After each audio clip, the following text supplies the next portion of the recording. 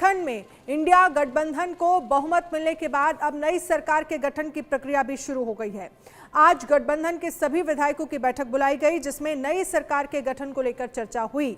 बैठक के बाद हेमंत सोरेन ने राज्यपाल से मुलाकात की। इसके साथ ही उन्होंने सरकार बनाने का दावा पेश किया। आपको बता दें कि झारखंड विधानसभा चुनाव में राज्य की 81 विधानसभा सीटों में इंडिया गठबंधन ने 56 सीटें और बीजेपी गठबंधन को 24 सीटें मिली हैं। 34 सीटों के साथ झारखंड मुक्ति मोर्चा झारखंड में सबसे बड़ी पार्टी के रूप में सामने आई है। हेमंत सोरेन ने राज्यपाल संतोष कुमार गंगवार से राजभवन में मिलकर सरकार बनाने का दावा पेश किया है। इस बीच राज्यपाल ने हेमंत सोरेन को सरकार बनाने का न्योता भी दे दिया है। 28 नवंबर को शपथ ग्रहण होगा।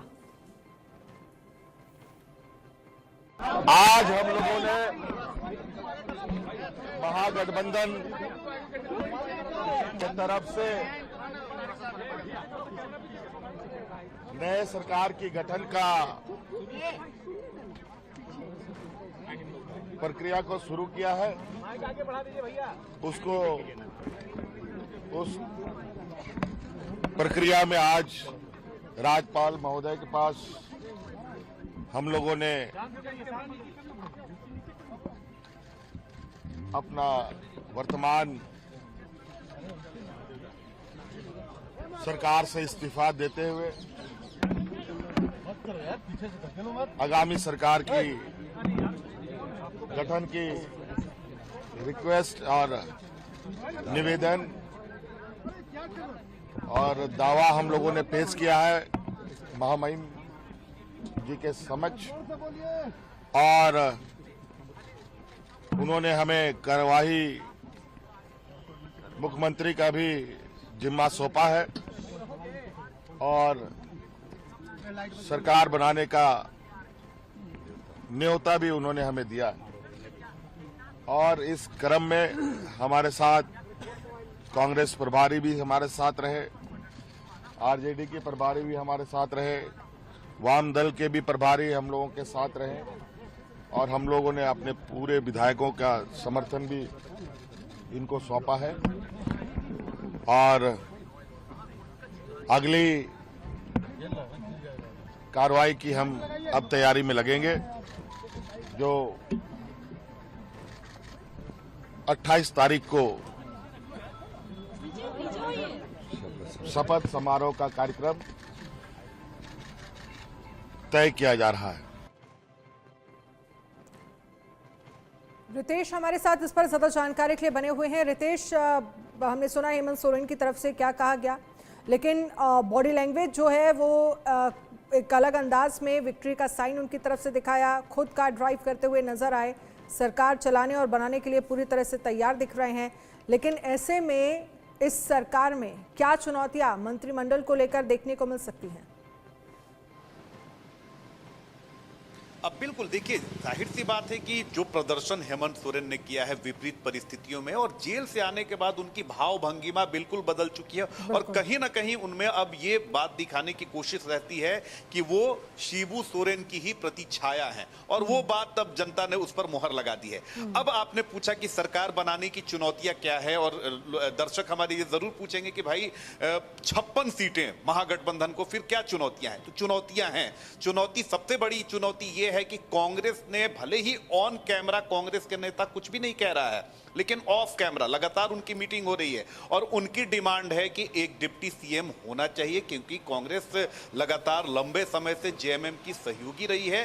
बाकायदा इसके लिए वो अब कह रहे हैं कि एक डिप्टी सीएम होना चाहिए, और जेएमएम इसके लिए या हेमंत सोरेन कतई तैयार होने के मूड में नहीं दिख रहे हैं।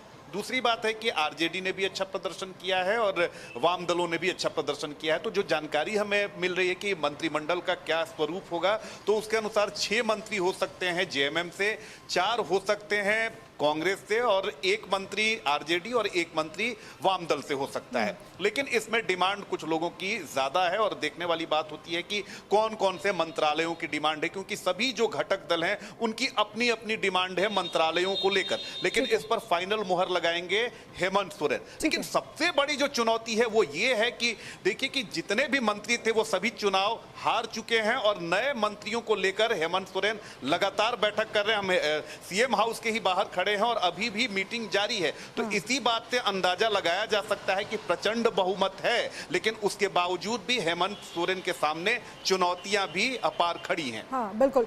इस पर मैं अरविंद जी आपसे समझना चाहूंगी, क्या कांग्रेस अपने प्रदर्शन के बाद इस स्थिति में नजर आ रही है नेगोशिएट करने की कि डिप्टी सीएम होने चाहिए, और क्या पुराना वाला फॉर्मूला सेट होगा 5 विधायक पर 1 मंत्री? देखिए, कांग्रेस बहुत ज़्यादा दबाव बनाएगी, इसकी गुंजाइश नहीं है, क्योंकि स्थानीय लेवल पे तो जरूर मांग रहेगी और उसके लिए लोग उत्साह में अपनी आवाज़ उठाएंगे, लेकिन केंद्रीय नेतृत्व की तरफ से मुझे नहीं लगता कि किसी किस्म का कोई दबाव जाएगा। और हेमंत ने लीडरशिप क्वालिटी बहुत अच्छी दिखाई है। जिस तरह से उन्होंने टिकट बंटवारे के सवाल को सेटल कर लिया बहुत आसानी से। कांग्रेस की भी मांग थी, आरजेडी की मांग हम सब लोगों को कुछ ज्यादा लग रही थी, लेकिन आरजेडी ने परफॉर्म करके दिया है। तो इसलिए मुझे लगता है कि हेमंत को सब लोग मान रहे हैं, और आरजेडी भी और कांग्रेस भी कोई ऐसे ही डिमांड नहीं करेगी जिससे किसी किस्म का कि खटपट शुरू हो जाए पहले ही। तो सरकार मेरे ख्याल स्मूथली बननी चाहिए।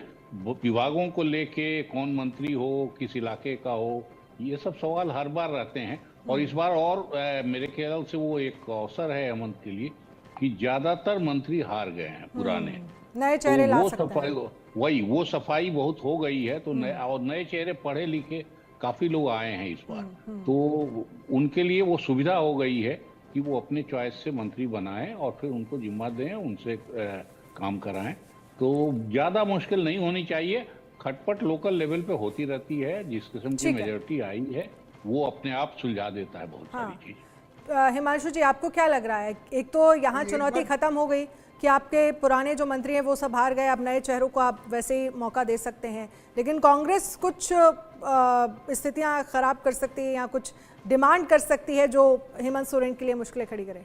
काफी चीजों में अरविंद जी ने जो बताया ना उससे मैं सहमत हूँ, मगर देखिए सीधा अंकगणित देखे हम, आखिर तो ये आंकड़ों का खेल है।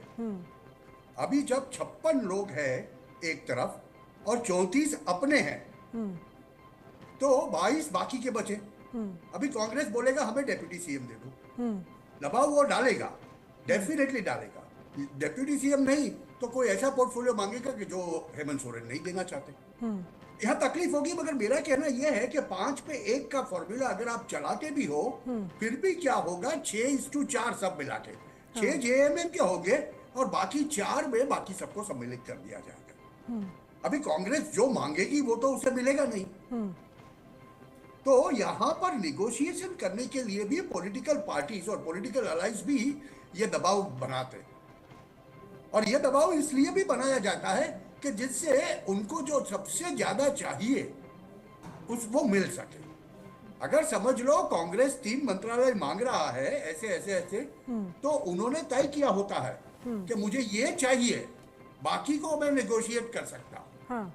अगर वो दबाव डालेंगे 3 के लिए, तो जिससे उनका जो मकसद होगा कि भाई अगर मुझे गृह मंत्रालय चाहिए या मुझे खान खनिज चाहिए, तो वो मैं ले सकता। तो ऐसे दबाव बनेगा। बाकी तो मुझे नहीं लगता कि बड़ी चैलेंज, अगर समझ लो आप इतना बड़ा मैंडेट लेके आए हुए, अपन है आपके पास, तो फिर आपको चैलेंज क्या है? ठीक है। अभी जैसे महाराष्ट्र में आप बताओ, मैं एक सीधा एग्जांपल देके बंद करता हूँ कि महाराष्ट्र में अगर बीजेपी चाहे तो कुछ भी कर सकती है। हाँ ठीक है, चलिए वो करेगी नहीं। हाँ चलिए, बहुत बहुत वो शुक्रिया हिमांशु जी, वक्त की कमी है, आपको रोकना चाहूंगी। बहुत बहुत शुक्रिया हमसे जुड़ने के लिए। अरविंद जी, आपका भी बहुत बहुत शुक्रिया। Darrell Miranda.